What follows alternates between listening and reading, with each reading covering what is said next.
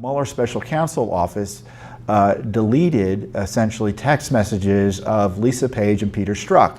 Now you may remember those two FBI lovers as the anti-Trump, pro-Clinton text messengers in the FBI that were running, especially Strzok, the Clinton email investigation and the anti-Trump Russia spy investigation. And they had text messages going back and forth where you may remember Strzok is talking about having an insurance policy and how they were going to stop Trump, and you couldn't make it up in terms of a corrupt abuse of authority evidently in the FBI as it's targeting Trump and protecting Hillary Clinton. Now on top of that, Strzok was working for the special counsel because he was running the Russia investigation. So when Mueller was appointed, he brought Strzok in, and however much I complain about Mueller, Strzok was an obvious choice to bring in. He was the lead FBI agent on the Russia investigation. And so after these text messages, I guess, were uncovered by the OIG and the DOJ, Mueller quietly removed Strzok and I think Page from the special counsel team in the summer of last year. And he didn't tell you about it. Remember? He didn't tell you, he didn't tell Congress. It was a secret from the American people for 4 or 5 months. Well, you know, you would think if there are text messages showing outrageous and criminal bias, in my view, that the special counsel might want to take a look at what text messages he was sending and Page were sending for the few months that they were working for them. Oh, guess what happened? Well, they took those phones that they had, they were issued specially for the Office of Special Counsel investigation, and reformatted them, meaning the text messages were lost. And I have the OIG report here. This is the Office of Inspector General report that was issued in December of 2018, so I guess it was issued last week or earlier this week. And Strzok was removed from the special counsel's office in late July of 2017.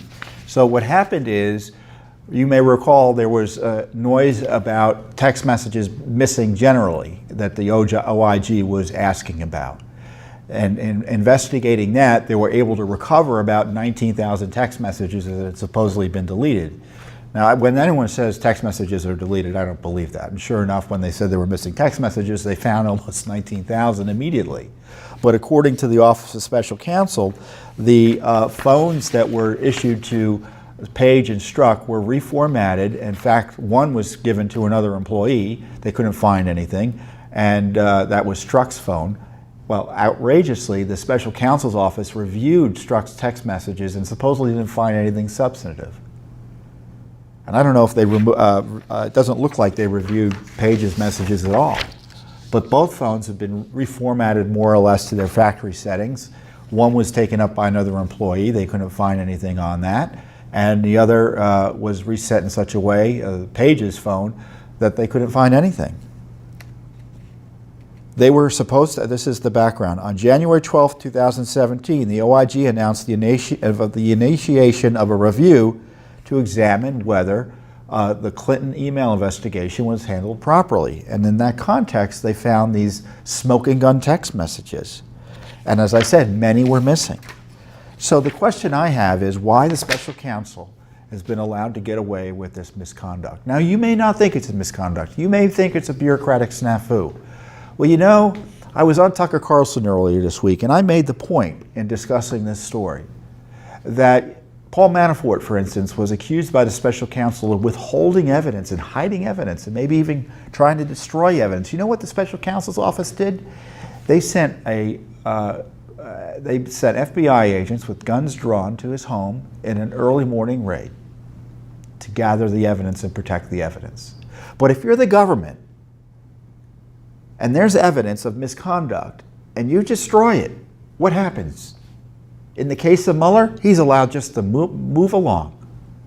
I read this OIG report, and there's nothing about lambasting other than detailing what the OIG did, the FBI and the Justice Department and Mueller for this corruption. They knew this guy had trouble with text messages, and they didn't bother preserve either his text messages or Page's text messages. Wouldn't it be interesting to read Strzok's text messages from the time he was in the Office of Special Counsel? You bet it would be interesting to read those text messages, and I'm convinced that's why we don't have them. Another reason to shut down the Mueller investigation. Now, of course, we don't rely on the OIG to enforce the rule of law at Judicial Watch, and this is what we do. We specialize in using the law to figure out ways to hold the government accountable and to protect records, for instance, that the government doesn't want you to know about. And in this case, the FBI, even worse on top of all of this, the FBI is of the position that they don't have to preserve and produce text messages in response to Freedom of Information Act requests. So forget about these missing text messages. They think they can delete every text message they have, unless an FBI agent decides that they need to keep it for reasons that they decide to on their own. So there is no policy at the FBI, and it looks like it's the same policy at the Justice Department, that preserves and protects text messages for review under FOIA in response to congressional subpoenas, or even internal reviews, as the OIG is finding out. So what does Judicial Watch do? We went to court. We filed a Freedom of Information, well, it actually wasn't a Freedom of, we have Freedom of Information Act lawsuits that require the production of text messages, so we're fighting about that.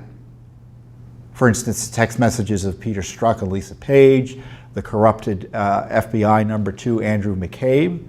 So we've got lawsuits on that, but we filed a separate lawsuit under a law known as the Administrative Procedures Act, and that lawsuit is pushing at the court to ask and demand, to demand that the FBI retain text messages as the law requires, and to stop potentially deleting the text message of people like James Comey, Andrew McCabe, Lisa Page, Peter Strzok, and who knows who else in the Special Counsel's office, in the leadership of the Justice Department, and the leadership of the FBI. So for all the noise you hear about, frankly, a very corrupt issue, a major issue of potential corruption, the destruction of evidence by the Special Counsel's office, there's a bigger issue, which is the FBI does not believe it should be required to keep text messages. And so maybe as we speak, thousands of text messages are being deleted. Now, the OIG doesn't know how many text messages they were unable to recover from Page and Strzok, since the records don't exist anymore. So it could be countless numbers. The president, I know, has talked about 19,000. I think he's conflating two numbers. My point is it could be higher than 19,000 or less. We don't know, because the Mueller Special Counsel operation destroyed government records essential to analyzing whether or not his investigation was influenced, as we think it has been, by biased agents like Peter Strzok, who hated Donald Trump. So we're in court trying to get answers for you.